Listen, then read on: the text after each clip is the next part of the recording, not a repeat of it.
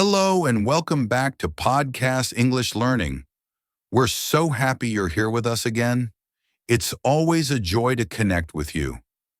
Today we're diving into something simple, real, and super useful for English learners everywhere. It's something we all experience every single day, our daily routine.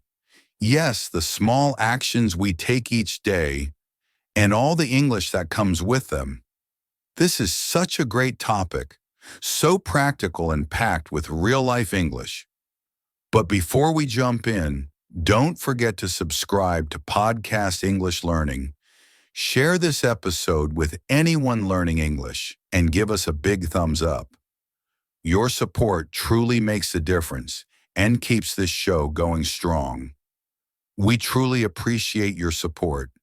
It means everything to us.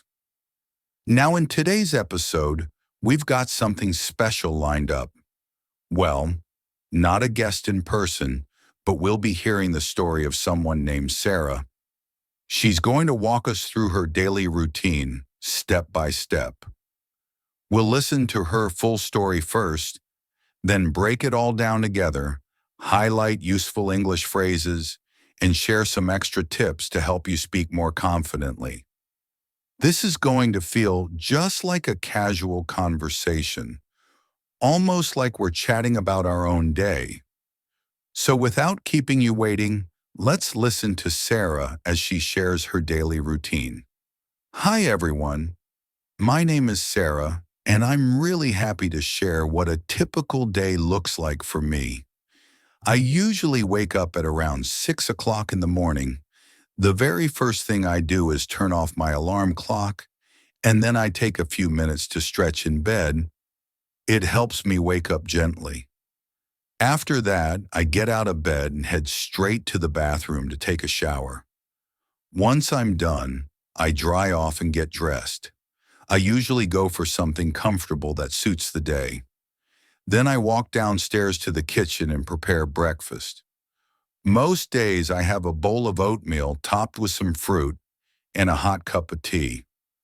While I'm eating, I often scroll through the news on my phone. It's how I stay updated. After breakfast, I wash the dishes and tidy up the kitchen a bit. Then I brush my teeth and put on a little makeup, just enough to feel fresh. Around 7:30 in the morning, I leave the house to go to work. I usually take the bus, which takes about 30 minutes. I arrive at the office by 8 o'clock, and I get started right away. My mornings are often filled with working on the computer and attending meetings. Around noon, I have lunch with my colleagues in the cafeteria. We like to chat and unwind during our lunch break. After lunch, I go back to work and keep going until about 5 o'clock in the afternoon. Once I'm done, I head home, usually by bus again. But if the weather is nice, I sometimes enjoy walking home instead. When I get home, I often feel a bit tired, so I take time to relax on the sofa for a while. Sometimes a friend comes over and we hang out. We'll chat or maybe watch a movie. Other evenings, I cook dinner just for myself. I like to eat around 7:30 in the evening. After dinner, I wash the dishes again, and then I might spend some time reading a book or watching a bit of TV. Right before bed, I always brush my teeth again and get ready to sleep. That's more or less how my day goes. A simple, everyday routine that keeps me going.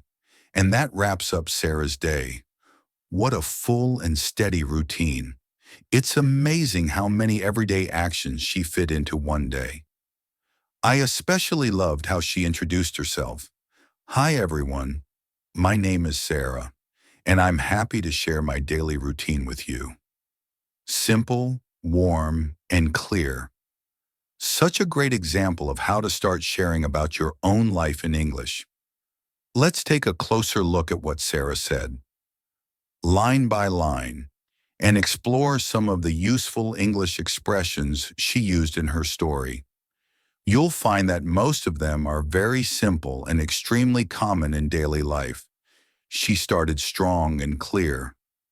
I usually get up at around 6 o'clock in the morning. Now, the phrase get up is something we use every single day. It means waking up and rising from your bed, not just opening your eyes, but actually standing up and starting your day. And then she adds, around 6. That word around is very helpful. It doesn't mean exactly 6 o'clock. It could be 5 minutes before or 5 minutes after. In English, we often use around when we're giving an approximate time. It helps keep things flexible and casual. So what's the first thing she does after getting up? She says, "The first thing I do is turn off my alarm." We've all been there, right? That noisy alarm clock going off. The phrasal verb turn off means to make something stop, just like turning off the light or turning off the television. So when you turn off your alarm, you stop the ringing sound. Then she says, "And then I stretch in bed for a few minutes." What a great way to start the day. To stretch means to extend your arms and legs, usually to wake up your muscles. It's a relaxing way to begin, and it helps your body loosen up after sleeping. Next up, she says, "I get out of bed." Now this is different from get up. Get up means waking up and starting the day. Get out of bed means the physical action of leaving the bed, placing your feet on the floor and standing up. She then goes to the bathroom to take a shower. This is a perfect time to mention that in English, both have a shower and take a shower are correct and common. You can say either one, no problem. After her shower, Sarah says, "I dry myself and get dressed." Drying yourself usually means using a towel to remove water from your skin after a shower. Get dressed means to put on your clothes, a basic but essential part of your daily routine. She adds, "I usually choose comfortable clothes for the day." Here the word choose means to select or pick something, and comfortable means clothes that feel good, not too tight, not itchy, just easy to wear. A great tip, always go for comfort when you're starting a busy day. Next she says, "Then I go downstairs to the kitchen and make breakfast." Go downstairs simply means moving from an upper floor to a lower one in a house. And make breakfast means preparing food for the first meal of the day. You could also say cook breakfast or prepare breakfast, and they all work just fine. Now let's talk about what she eats. She says, "I usually have a bowl of oatmeal with fruit and a cup of tea." The verb have here means to eat or drink.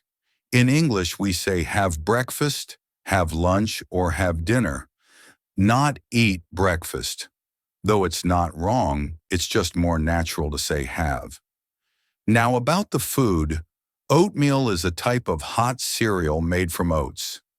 It's very popular in many English-speaking countries as a healthy and filling breakfast option. Fruit adds sweetness and nutrients, and of course, a warm cup of tea is always comforting. While she's eating, she says she reads the news on her phone. That word while is useful. It means two actions are happening at the same time. She's eating and reading. Also, note she says on my phone. In English, we say on when using devices, on my phone, on my computer, on the internet.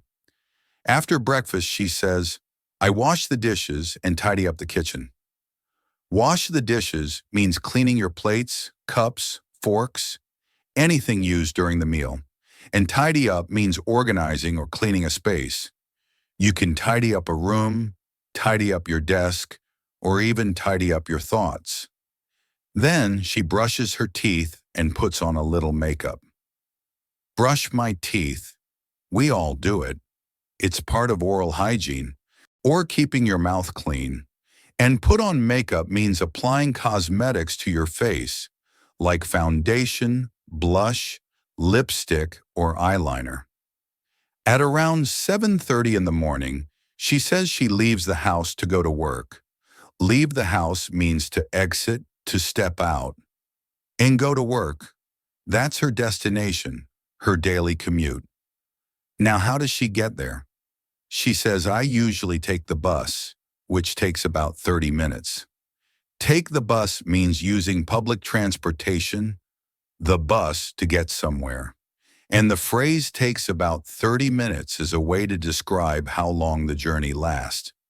In English, take is often used for time durations, like the movie takes 2 hours. When she arrives, she says, I arrive at work at 8 o'clock and start working immediately. Arrive at is a common verb used when you reach a place. You can arrive at work, arrive at school, arrive at the airport, and start working immediately means she gets to work right away. No delays, no distractions. Very punctual. She continues with, I usually work on my computer and attend meetings throughout the morning.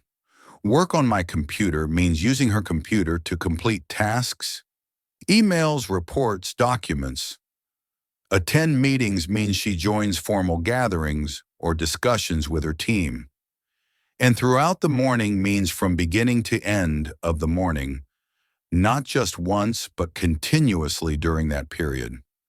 Around 12 o'clock, she says she has lunch with her colleagues in the cafeteria. Colleagues means co-workers, people she works with, and a cafeteria is a casual place to eat, often inside an office or school. During lunch, they chat and relax. To chat means to talk informally, just like friends, and relax means to unwind, to rest and let go of stress. After lunch, she goes back to work and continues her tasks until 5 o'clock. To go back to work means to return to her job. Continue means to keep doing something. And tasks are assignments, responsibilities, the things she needs to finish at work. When the workday ends, she finishes work and goes back home by bus. Finish work means she completes her task for the day, and go back home means she returns to her house. Sometimes she changes things up. She says, if the weather is nice, I walk home. That's a great phrase.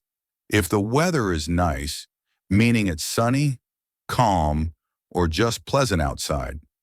Walk home means she goes on foot instead of taking the bus. It's healthy and refreshing. Once she's home, she usually feels tired, so she relaxes on the sofa for a while. Feel tired means she has low energy, and to relax on the sofa means sitting or lying down to rest. For a while means for a short amount of time. Sometimes she says a friend comes over and they talk or watch a movie together. Comes over means the friend visits her house. These are typical social activities, great ways to unwind after work. Other times she cooks dinner for herself. Cook dinner means to prepare her evening meal. And for myself means just for her. She's not cooking for anyone else. She usually eats around 7:30 in the evening. Again, using around to suggest it's not exact. After dinner, she washes the dishes again, keeping things clean.